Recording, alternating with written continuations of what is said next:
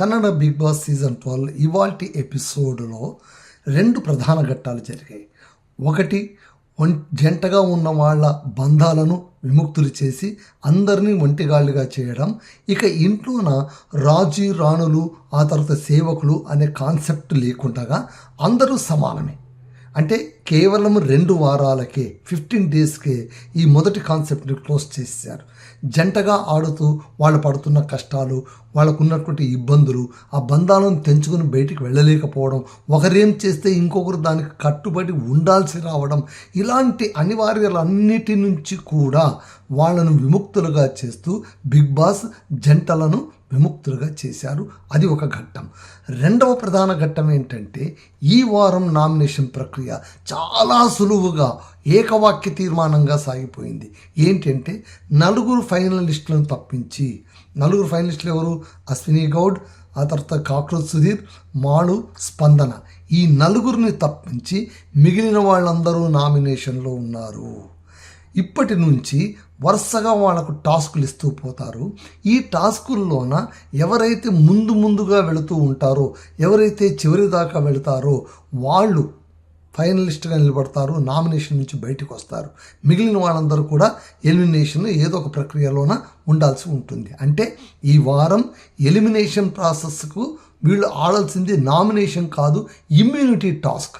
Nomination టాస్కులు కాదు, immunity task. అంటే ఇమ్యూనిటీ సంపాదించుకోవడానికి వీళ్ళు టాస్కులు ఆడాల్సిన సందర్భం అయితే ఒకటి ఎదురైంది.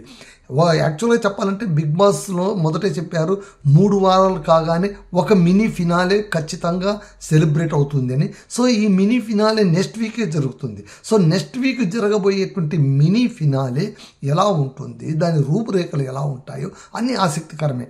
కారణం ఏంటంటే ఈ మినీ ఫినాలేలోన గ్రూప్ ఎలిమినేషన్ ఉంటుందా, గ్రూప్ అంటే మాస్ ఎవిక్షన్ ఉంటుందా, మాస్ ఎలిమినేషన్ ఉంటుందా, కొత్త వాళ్ళు వస్తారా, ఫైనలిస్ట్గా ఉన్న వాళ్ళని ఏం చేస్తారు, ఫైనలిస్ట్గా అక్కడ చివరికి మిగిలిన వాళ్ళని ఏం చేస్తారు, వాళ్ళ చేత మళ్ళీ టాస్క్లు ఆడిస్తారా, వాళ్ళకి ఏమైనా కాంపిటీషన్ పెడతారా, వాళ్ళకి ఏమైనా ఆఫర్లు ఇస్తారా. బహుశా నాకు అనిపించేది ఏంటంటే ప్రతి సీజన్లో కూడా, కన్నడ బిగ్ బాస్ కావచ్చు, తెలుగు బిగ్ బాస్ కావచ్చు, ప్రతి సీజన్లో కూడా ఏంటంటే చివరి దాకా ఎపిసోడ్లు రన్ అయిన తర్వాత చివరిగా ఉన్నటువంటి 4 లేకుంటే 3 ఉన్నారనుకోండి, వాళ్ళ 4 మధ్యలోన ఒక చిన్న కాంపిటీషన్ పెడతారు బిగ్ బాస్. ఏంటంటే ఇంట్లో ఒక సూట్ కేసు తెచ్చి పెడతారు. ఈ సూట్ కేసులోన 10 లక్షలు ఉన్నాయి, 5 లక్షలు ఉంది, 5, 10 నుంచి మెల్లగా పెంచుకుంటూ వస్తారు. 5 లక్షలు 10 చేశారు, 10ని 15 చేస్తాం, 15ని 20 చేస్తాం, 20 లక్షలు పెడుతున్నాం. 20 లక్షలు కావాలని ఎవరైనా అనుకుంటే వాళ్ళు ఆ సూట్ కేసు పట్టుకుని వెళ్ళిపోవచ్చు, నిరభ్యంతరంగా వెళ్ళిపోవచ్చు, వాళ్ళకి ఆ అమౌంట్ వస్తుంది. లేదు అంటే ఫైనలిస్ట్గా ఉంటే ఆ 20 లక్షలు రావు అన్నప్పుడు చాలామంది ఆలోచిస్తారు, తీసుకోవాలా వద్దా అని. చాలా సందర్భంలో తీసుకున్న వాళ్ళు కూడా ఉన్నారు. సోహెల్ కూడా తీసుకున్నాడు. సో ఇలా తీసుకున్న వాళ్ళు తెలుగు బిగ్ బాస్లో తీసుకున్న ఉదంతాలు ఉన్నాయి, కన్నడ బిగ్ బాస్లో తీసుకున్న ఉదంతాలు కూడా ఉన్నాయి. చాలా సందర్భంలోనూ మనకు వద్దు, ఎందుకంటే అలా తీసుకుంటే బయట ఎలా మనం ప్రజెంట్ అవుతాము, ఇంతకాలం ఉన్నదంతా వేస్ట్ అయిపోతుంది కదా అనేటువంటి ఒక థాట్ ప్రాసెస్ చేత బహుశా వాళ్లకు తీసుకోవాలనే ఆలోచన రాకపోవచ్చు. ఇది నడుస్తున్నటువంటి డ్రామా. అలాగే ఈసారి చివరి దాకా కాకుండా 3వ వారంలోనే ఆ తంతు పెడతారేమో అని నాకైతే అనిపిస్తుంది. బహుశా 50 లక్షలు ప్రైజ్ మనీ కదా, ఫైనల్గా ఉండేటువంటి వాళ్ళకు 50 లక్షలు ప్రైజ్ మనీ. అందులో ఎంతో కొంత అమౌంట్ పెట్టి ఈ అమౌంట్ తీసుకుని వెళ్ళిపోతారా? ఒకవేళ ఫైనలిస్ట్గా ఉన్నవాళ్ళు మీరు వెళ్ళిపోతారా? లేదు, చివరి దాకా ఉంటాము అంటే కనుక మీకు అమౌంట్ ఉండదు, మీరు చివరి దాకా ఉండాలి, అమౌంట్ తీసుకుంటే మీరు 3వ వారం వెళ్ళిపోవచ్చు అని ఏమైనా కండిషన్ పెడతారా? ఆలోచించాలి. ఒకవేళ అలా కండిషన్ పెడితే అమౌంట్ తీసుకుని వెళ్ళిపోయిన వాళ్ళు లక్కీ అని చెప్పాలి. ఎందుకంటే 3 వారాలకి వాళ్ళు వెళ్ళిపోతారు బయటికి. లేదు, మాకు డబ్బు కాదు ముఖ్యం, బయట ప్రజలకు కనిపించాలి, మా ఆట కనిపించాలి, మా మాట వినిపించాలి, మా స్క్రీన్ ప్రెజెన్స్ ఉండాలి, నలుగురిలో మనం ఇంకా చిరపరిచితం కావాలి, ఎందుకంటే బిగ్ బాస్కు వచ్చేదే పాపులర్ కావాలని. సో ఆ పాపులారిటీ కోరుకునే వాళ్ళు మాత్రం ఎటువంటి పరిస్థితుల్లోనూ ప్రైజ్ మనీని ఆశించరు, ఇంకా ముందుకు వెళ్ళాలని అనుకుంటూ ఉంటారు. బట్ ఏం జరుగుతుందో చూడాలి. ఇది నాకు అనిపిస్తున్నటువంటి ఆలోచన. మళ్ళీ ఈ థాట్ ఎలా ఉంటుందో I don't know. Bigg Boss మైండ్లో ఏముందో, ఈ ప్రోగ్రామ్ ఎలా డిజైన్ చేశారో వీ డోంట్ నో. సో ఇక అసలు ఇవాళ ఎపిసోడ్కి వస్తే, ఇవాళ ఎపిసోడ్లోన ఫస్ట్ ఓపెనింగ్ కాగానే ఒక పెద్ద గొడవతో మొదలవుతుంది. ధ్రువంత్ ఇన్నాళ్ళు అంటే ఏంటి, మొన్న సీజన్లో అంటే మొదటి వారంలోనూ రెండవ వారంలోనూ గట్టిగా అక్షింతలు వేసుకున్న వ్యక్తులు ఎవరైనా ఉన్నారా కిచ్చా సుదీప్ చేత అంటే కనుక ధ్రువంతే. ఎందుకంటే ధ్రువంత్ అతి మంచితనం, అందరికీ మంచివాడు అనంతయ్య అనేలాగా అతను అందరికీ మంచివాళ్ళ వ్యవహరిస్తూ ఏ నిర్ణయం తీసుకోవడానికి వీలు లేకుండా తాను కవర్ ఫేస్డ్గా తిరుగుతున్నాడు అని ఇంట్లో ఉన్న అందరికీ కూడా అదొక ఐడియా అయితే ఉంది. ఎందుకంటే మొట్టమొదట మల్లమ్మను వెంట పెట్టుకుని తిరిగాడు. మల్లమ్మను వెంట పెట్టుకుని తిరుగుతున్నప్పుడు కిచ్చా సుదీప్ ఒక మాట అన్నారు. ఏమని? అయ్యా, మల్లమ్మ నీకంటే చాలా స్ట్రాంగ్, నీకంటే ప్రపంచాన్ని చూసింది, నీకంటే సంసారాన్ని ఈదింది, ఆమె నీకంటే ధైర్యంగా ఉన్న వ్యక్తి, ఆమెకు ఒక తోడు అవసరం లేదు నాయన, నీ పనేదో నువ్వు చూసుకో, ఆమె పని ఆమె చూసుకుంటుంది, ఆమెకు అంత శక్తి ఉంది అని చెప్పిన తర్వాత కూడా ఆమెను వదలలేదు. ఆ తర్వాత ఎవరు వచ్చారు? రక్షిత శెట్టి వచ్చింది. సో ఇప్పుడు రక్షిత శెట్టి మల్లమ్మ ఇద్దరిని కూర్చోపెట్టుకుని ముచ్చట్లు పెట్టడంతోనే ధ్రువంత్ కథ కాస్త ముగిసిపోతుంది. చూడ్డానికి కటౌట్ బ్రహ్మాండంగా ఉన్నాడు, స్ట్రాంగ్గా కనిపిస్తాడు, మనిషి ఫేర్గా ఉంటాడు, హీరో మెటీరియల్గా కనిపిస్తాడు. కాకపోతే ఆయన ఒక్క గేమ్ సరిగ్గా ఆడింది లేదు, ఒక్క మాట సరిగ్గా మాట్లాడింది లేదు. అందరి కోసం స్టాండ్ తీసుకుంటాను. ఈవెన్ రాజులు రాణులు టాస్కుల్లో కూడా, సేవకులు రాజులు టాస్క్లో కూడా నేను అంటే అశ్విని మేడంకు ఎదురు తిరగాలని ప్రయత్నించి భంగపడిన వ్యక్తిగా మనం ధ్రువంతుని చూడవచ్చు. కాక్రోచ్ సుధీర్ కూడా, కాక్రోచ్ సుధీర్ పోని ఒకందుకు ఆటను అర్థం చేసుకోలేక రాజు రాణుల్ని కూడా మీరు కూడా సేవకులే అని చెప్పి ఆయన తప్పు చేశాడు, అది పక్కన పెట్టవచ్చు. బట్ ఆయన గట్టిగా మాట్లాడాడు, పైగా ఆయనకు వాగ్దాటి చాలా అద్భుతంగా ఉంది. కానీ ధ్రువంత్ అలా కాదు. అందుకోసమే గిల్లి మొన్న వీకెండ్ ఎపిసోడ్లో ఉన్న కిచ్చా సుదీప్తో మాట్లాడుతూ ఒక మంచి మాట అన్నాడు. ధ్రువంత్ మంచితనం మేము చూడలేకపోతున్నాము, అతి మంచివాడు, కాబట్టి అతను ఇక్కడ ఇంట్లో ఉండటం కన్నా బయటకు వెళ్ళిపోవడం బెటరు. ఆయన ఇది ఏమనుకుంటున్నాడు, చారిటీ షో అనుకుంటున్నాడు. ఇప్పటిదాకా ఒక అమ్మ వచ్చింది మల్లమ్మ, ఆ తర్వాత ఒక చెల్లి వచ్చింది, ఇంకా వచ్చే ఎపిసోడ్కి ఎవరో ఒక తండ్రి రావాలి, ఫాదర్ రావాలి. సో మదర్ క్యారెక్టర్ వచ్చింది, సిస్టర్ క్యారెక్టర్ వచ్చింది, ఇంకా ఫాదర్ క్యారెక్టర్ రావాలి. ఇలా క్యారెక్టర్స్ని పెంచుకుంటూ ఒక క్యారెక్టర్ ఆర్టిస్ట్గా మిగిలిపోయాడు. కానీ ధ్రువంత్ ఆడింది మేము చూడలేదు అని వ్యంగ్యంగా బాణం విసిరాడు గిల్లి. అది అద్భుతం. అది అలాంటి ధ్రువంత్కు స్పందన మాలుకు ఎప్పుడైతే ఇమ్యూనిటీ వచ్చి వాళ్ళు ఫైనలిస్ట్ అయిపోయారో ఎక్కడ లేని ఆక్రోశం వచ్చేసింది. ఎందుకంటే తాను రాజుల లిస్టులో ఉండి తాను ఫైనలిస్ట్ కావాల్సినటువంటి సమయంలోన తాను త్యాగం చేసి వేరొకరికి ఛాన్స్ ఇచ్చేసిన తర్వాత ఇప్పుడు అంటే టాస్క్లు ఆడే సమయంలో ఇప్పుడు తీరిగ్గా ఆలోచించడం మొదలుపెట్టాడు. అరే, నేను వెనకబడిపోయానా, నేనేమైనా తప్పు చేశానా, ఏ ఆట ఆడనటువంటి డల్లెస్ట్ క్యాండిడేట్స్ అన్నట్టు మాలు స్పందనకు ఫైనలిస్ట్ కావడం ఏంటి, ప్రజలు వాళ్ళకు ఓట్లు వేయడం ఏంటి, వాళ్ళను ఫైనల్ దాకా తీసుకెళ్ళడం ఏంటి, ఇదేదో మస్తు గందరగోళంగా ఉంది అబ్బాయి అని అనిపించింది ధ్రువంత్కు. సో దాంతో కోపం వచ్చి ఎలాగైనా సరే నేనేంటో నిరూపించుకోవాలి, ఇక నేను ఎవరి మాట వినే ప్రసక్తే లేదు, తాడు తీస్తా ఒక్కొక్కరిది అని అనుకున్నాడు. అప్పటికి ఇంకా జంటలు ఉన్నారు, సేవకులు ఉన్నారు, రాజులు ఉన్నారు.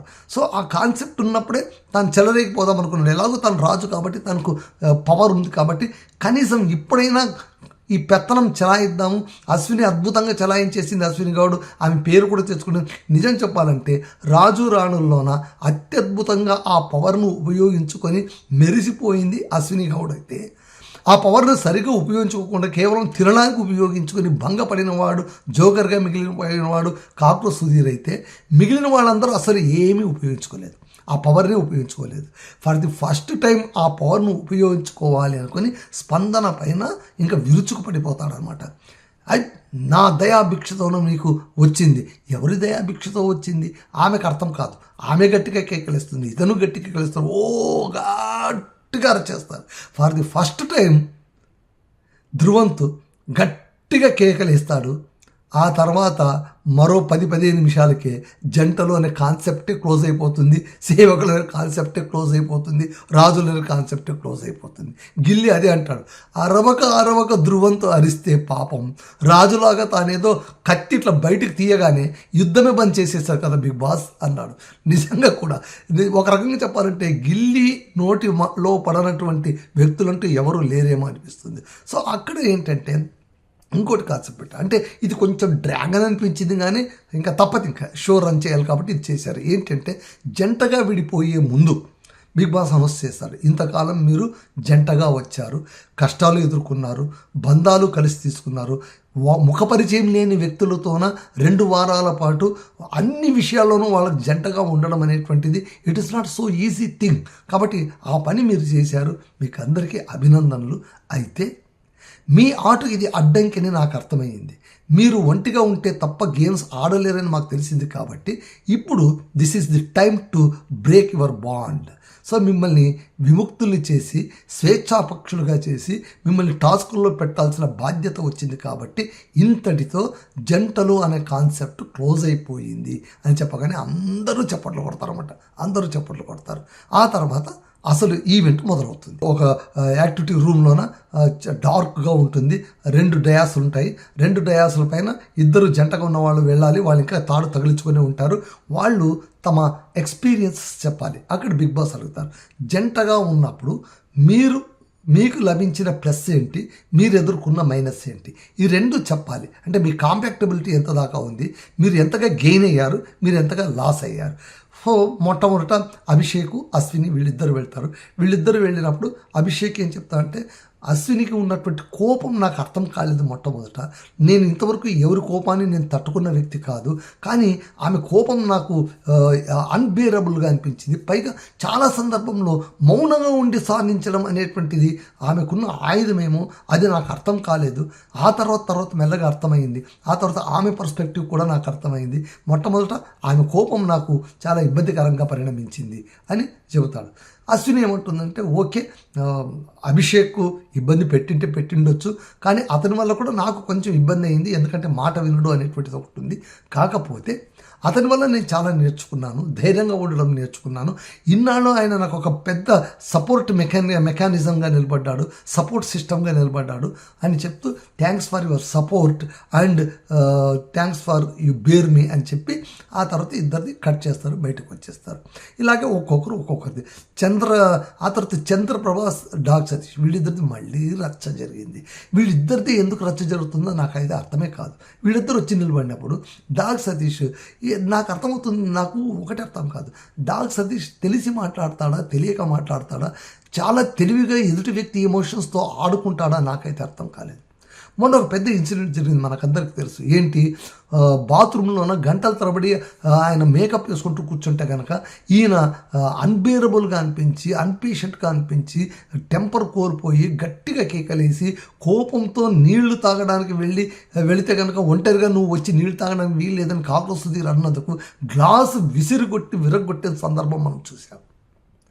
ఈరోజు డాగ్ సతీష్ దాన్ని ప్రస్తావిస్తూ ఎంత దారుణమైన మాట అన్నారంటే, నేను చంద్రప్రభ ఇద్దరు కూర్చొని ప్లాన్ చేసుకుని చేసిన డ్రామా ఇది, ఇద్దరు కోపడితే ఎలా ఉంటుంది అని మేము చేసుకున్న డ్రామానే కానీ నిజంగా మేము కొట్లాడలేదు, మా ఇద్దరి మధ్య జరిగిన డ్రామా ఒప్పందం ఇది అని ఆయన అన్నాడు. మళ్ళీ నిజమా అబద్ధమా నాకైతే అర్థం కాలేదు. ఒకవేళ నిజమయ్యింటే కూడా దాన్ని బయట పెట్టాల్సిన అవసరం ఏముంది? ఇప్పుడు ఎందుకు బయట పెట్టాలి? బయట పెట్టడం వల్ల ఎవరు బ్యాడ్ అవుతారు?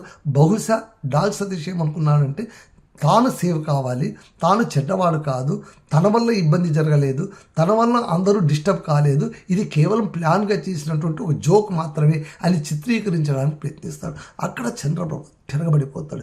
ఏం మనిషి నువ్వు, కడుపుకు అన్నం తింటున్నావు, ఏం తింటున్నావు నువ్వు, ఇలా మాట్లాడతారా ఎవరైనా? నా ఎమోషన్ను నువ్వు జోక్గా ఎలా తీసుకుంటావు, డ్రామాని ఎలా అంటావు? నేను ఇన్నాళ్ళు ఇంత కామెడీ చేస్తూ బతుకుతూ వచ్చాను, కానీ నేను ఏ రోజు కూడా ఉట్టిన కన్నీరు కార్చలేదు, ఉట్టిగా నేను కేకలేదు. అలాంటిది నువ్వు ఇలా మాట్లాడదు తప్పు, ఎట్లా మాట్లాడుతున్నావు అని చైన్ విడిపించుకుని విసురుగా వెళ్ళినవాడు మళ్ళీ వచ్చి నిలబడతాడు. నిలబడి తర్వాత చెప్తాడు, బిగ్ బాస్ ఇలాంటి వ్యక్తిని మాత్రం నేను జీవితంలో చూడలేదు అన్నప్పుడు మళ్ళీ వచ్చి కట్ చేస్తారు. కట్ చేసిన తర్వాత వీళ్ళిద్దరూ ఎవరంత వాళ్ళు వెళ్ళిపోతారు. ఈ పస్ జరగకుండా ఉండింటే బాగుండేది. ఆ తర్వాత మాలు, స్పందన వీళ్ళిద్దరు వచ్చినప్పుడు కూడా స్పందన కూడా అదే అంటుంది, ఓకే మాలు వలన నాకు పెద్దగా ఇబ్బంది కాలేదు, కానీ నాకు ఒక అన్నగా సపోర్ట్గా నిలబడ్డాడు, కజిన్ లాగా అని ఆమె చెప్తుంది. మాలు ఏమంటా అంటే, నాకు మాట్లాడడమే రాదు, ఎవరితో పరిచయం లేదు, నేను ఒక పల్లెటూరు నుంచి వచ్చాను, అలాంటి నాకు ఇంత సపోర్ట్ ఇచ్చారు, ఆమెతో నేను ఏం మాట్లాడినానో ఎలా మాట్లాడినానో నాకు తెలియదు, కానీ 2 వారాల పాటు ఆమె నన్ను బేర్ చేసుకున్నందుకు ఆమెకు ధన్యవాదాలు చెప్తున్నాను అంటారు. మాలు స్పందనది అయిపోతుంది. ఆ తర్వాత గిల్లీ కావ్యది కూడా అలాగే ఉంటుంది. గిల్లీ కావ్య ఉన్నప్పుడు ఏమంటే గిల్లి చెప్తాడు ఏమని, కావ్య చెప్తుంది. కావ్య ఏమంటుందంటే, గిల్లి వల్ల నేను చాలా హ్యాపీగా ఉండగలిగాను. జంటగా ఉన్న వాళ్ళలో ఎవరు హ్యాపీగా ఉన్నారో లేదో తెలియదు, కానీ ఈ 2 వారాల పాటు ఉల్లాసంగా ఉత్సాహంగా ఉన్న జంట ఏదైనా ఉందంటే మాదే. ఎందుకంటే గిల్లి నోటి వెంట రాని జోకులు అంటూ లేదు. ప్రతి క్షణం నవ్వించడం అనేది ఆయనకు ఉన్నటువంటి శక్తి. తద్వారా నేను చాలా నేర్చుకోగలిగాను, నేను చాలా ఎన్రిచ్ అయ్యాను, నేను అది ఇది అలా ఇలా అంటే గిల్లి కూడా ఏమంటాడు, కావ్య వల్ల నేను చాలా నేర్చుకున్నానని చెప్పి కావ్యతో అంటాడు అనమాట. నీవు ఓడిపోతే నేను భరించలేను, నీ గెలుపే నా గెలుపు, నీ గెలుపు కోసమే నేను పోరాడతాను అంటే బిగ్ బాస్ ఒక జోక్ వేస్తాడు అనమాట. ఓకే, చూస్తుంటే మీ ఇద్దరి జంట చాలా అత్యద్భుతంగా ఉన్నట్టుంది, మరి ఈ జంట ఇలాగే కొనసాగితే బాగుంటుందేమో అనగానే వెంటనే కావ్య వద్దు బాస్ బిగ్ బాస్ వద్దు, నన్ను విడదీసేయండి, మేము విడిగానే ఆడాలి కదా అని మొరబెట్టుకుంటే కట్ చేస్తారు. వాళ్ళిద్దరు కూడా వెళ్ళిపోతారు. ఆ తర్వాత మంజు భాషిని రషిక వీళ్ళు మొదటే వచ్చింటారు. మంజు భాషిని రషిక మధ్యలో కూడా రషిక కూడా అలాగే అంటుంది. ఏమని, ఆమె వల్ల నాకు ఏ ఇబ్బంది కలగలేదు, బట్ ఒక మెచ్యూర్డ్ పర్సన్ దగ్గర ఎలా మాట్లాడాలా అనేదే నాకు కాస్త ఇబ్బంది అయిందంటే, అంతకుమించి ఇంకేం లేదు.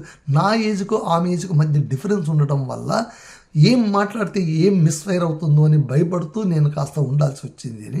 మంజు భాషను ఏమంటుంది, నాకు ఆమె వల్ల మైనస్లు ఏమీ కాలేదు, అన్ని ప్లస్లే. నాకు రషికతో జంటగా ఉండడం వల్ల నాకు అన్ని ప్లస్లే జరిగాయి. ఆ వయసులో ఉన్న వాళ్ళ ఆలోచనలు ఎలా ఉంటాయో నాకు తెలిసి వచ్చింది. పైగా ఆ ఏజ్ గ్రూప్తోన నాకు అద్భుతమైనటువంటి ర్యాప్ క్రియేట్ కావడానికి రషికనే కారణమని ఆమె చెప్తుంది. సో ఇలాగా జంటలందరూ కూడా ఒంటిగా విడిపోతారు. ఇదంతా అయిపోయిన తర్వాత అందరినీ కూర్చోపెట్టి అప్పుడు బిగ్ బాస్ చెప్తారు ఏంటంటే, జంటగా అంతా ఒంటరిగా అయిపోయారు, హ్యాపీగా ఉండొచ్చు కదా, ఇంకా అత్యద్భుతమని అనుకున్నారు కదా, అయితే మీకు ఆనందించడానికి ఇక్కడ సమయం లేదు నాయన. ఇప్పుడు మరొక అనౌన్స్మెంట్ ఏంటంటే, ఇక్కడ ఫైనలిస్ట్ 4 తప్పనిచ్చి మిగిలిన అందరూ నామినేటెడే. మీరందరూ కూడా మీ ఇమ్యూనిటీ కోసం ఈ వారం రోజులు పెట్టే అన్ని టాస్కుల్లోనూ పోరాడాల్సి ఉంటుంది. అది మీరు తప్పకుండా చేయాల్సిన పని అని వాళ్ళకు చెప్తారనమాట. ఆ తర్వాత 4 ఫైనలిస్టులు ఎవరైతే ఉంటారో వాళ్ళకు ఒక యాక్టివిటీ పెడతారు. ఏంటంటే 4 కేకులు ఉంటాయి బయట లివింగ్ యాక్టివిటీ ఏరియాలోన. ఆ కేకుల మధ్య ఒక్కొక్కరు బొమ్మ ఉంటుంది, 4 బొమ్మలు ఉంటాయి ఫైనలిస్టులది. ఆ బొమ్మల దగ్గర వాళ్ళు నిలబడి ఉంటారు. ఎదుటిగా ఉన్నటువంటి వాళ్ళందరూ కూడా ఒక్కొక్కరు వచ్చి కేక్ కట్ చేసి ఆ కేక్ బుక్క తీసుకొని డయాస్ పైన వెళ్ళి ఆ కేక్ తింటూ వాళ్ళు ఎందుకు ఫైనలిస్టుగా అనర్హులు, నేనెందుకు అర్హుణ్ణి అని చెప్పుకోవాలి. ఈ యాక్టివిటీ కాస్త మజాగా ఉంది. ఇక్కడ రప్చర్ అయ్యింది ఎవరికి అంటే కనుక, అసలు కాక్రోచ్ సుదీప్ పైన చాలామంది కేక్ కట్ చేసి మాట్లాడినప్పుడు ప్రతి ఒక్కరు కూడా ఆయన సపోర్ట్ చేస్తూ ఆయన ఎందుకు ఇలా అని కూడా అంటూ ఉంటారు. సో ఆ తర్వాత ఫస్ట్ తెలిసిందే ఏంటంటే కనుక, ధృవంతో వెళ్ళి స్పందనది కేక్ కట్ చేసి అసలు నువ్వు అనర్హురాలివి అంటే నువ్వే అనర్హుడు పోవాయి అవతలని ఆమె అంటుంది. ఆ తర్వాత గిల్లి అందరిది ఒక ఎత్తు అయితే గిల్లిది ఒక ఎత్తు. ఏంటి అంటే ఈమెది ఎవరిది, అశ్విని గౌడ్ది దాదాపు సగం కేక్ కట్ చేసేస్తారు. ఒక ముక్క కట్ చేయాలి కదా, సగం కేక్ కట్ చేసుకొని పక్కన వెళ్ళి తింటారు. అంటే ఏంటి, కేక్ తినడానికే కట్ చేసినట్టుంది కానీ అక్కడ నామినేట్ చేయడానికి లేదనమాట. సో ఆ కేక్ తీసుకుని వెళ్ళి ఆమె దగ్గర చెప్తారనమాట, నువ్వు అటర్ ఫ్లాప్ అయిపోయినావు, అసలు నువ్వు ఆట ఆడి బెల్లు కొట్టడం కూడా రాదు, మీకు ఏమొచ్చు, మీకు గట్టిగా అరవడం తప్ప మీకేమి చేత కాదు అంటే, నా స్టాండ్ నాకుంది, నేను ఎవరి కోసమైనా నిలబడతాను, ఈ ఇంట్లో ఆడవాళ్ళ కోసం నేను ఖచ్చితంగా నిలబడతాను, అది ఇదంటే ఆడవాళ్ళ కోసం నువ్వు ముందుకు రామ్మా, ఇలాగే ముందుకొచ్చి అక్కడ గేట్ ఉంది, గేట్ నుంచి బయటకు వెళ్ళిపో నువ్వు అని చెప్తారనమాట. ఆ తర్వాత అశ్విని గిల్లిని అంటుంది, నువ్వు కామెడీ చేస్తూ బతుకుతున్నావు, ఇక్కడ కామెడీ చేయడం కాదంటే అదే నాకు అన్నం పెట్టింది అంటాడు. ఆ కామెడీ నాకు అన్నం పెట్టింది, కానీ నువ్వు ఇక్కడ డామినేట్ చేయడానికి వచ్చావు చూడు, అది కూడా వదిలిపెట్టాలి, అది బయట చూపించుకోవాలి, ఇక్కడ కాదని చురుకలు వేస్తారు. ఆ తర్వాత అందరూ కూడా కాక్రోచ్ సుధీర్కు కొంతమంది వేస్తారు, ఆ తర్వాత మాళుకు కొంతమంది చేస్తారు, ఆ తర్వాత రక్షిత శెట్టి కూడా మాళుని అనర్హులుగా చెప్తూ ఆమెకు అతను ఎందుకు డిజర్వ్, తను ఎందుకు డిజర్వ్ కాదో చెప్పడానికి కూడా నోరు రాలేదనమాట. అలాగా అందరూ తమ ఒపీనియన్స్ చెప్పి కేక్ తింటారు. అంతటితో ఇవాల్టి ఎపిసోడ్ ముగిసింది. రేపటి నుంచి అసలు ఆట మొదలు, ఇండివిజువల్ గేమ్ స్టార్ట్ అవుతుంది. సేవకులు లేదు, రాణులు లేదు, ఎవరి పని వాళ్ళు చేయాలి, కేటాయించిన పని చేస్తూ ఉండాలి, అందరూ కలిసి ఆటలాడాలి. చూద్దాం ఎవరు ఫైనల్గా వెళ్తారు, ఏ ఆట ఎవరెవరు ఎలా ఆడతారు, ఈ ఆటలు ఎలా ఉంటాయి, చివరి దాకా నిలిచేది ఎవరు, గెలిచేది ఎవరు, మళ్ళీ ఫస్ట్ ఫినాలే ఎలా ఉండబోతుంది, ఆ డిజైన్ ఎలా ఉంది, లోపలికి ఎంతమంది వస్తారు, బయటికి ఎంతమంది వెళ్తారు, ఫైనలిస్ట్గా ఉన్న వాళ్ళకి ఏమైనా గిఫ్ట్లు ఇస్తారా లేదా వాళ్ళని అలాగే కంటిన్యూ చేస్తారా, ఇవన్నీ కూడా బిగ్ బాస్ తెరపై చూడాల్సినటువంటి కథ. ఇదండి ఇవాళ ఎపిసోడ్. రేపటి ఎపిసోడ్తో మళ్ళీ మనం కలుసుకుందాం. అంతవరకు సెలవు. రామదుర్గమ్మ సైనింగ్ ఆఫ్.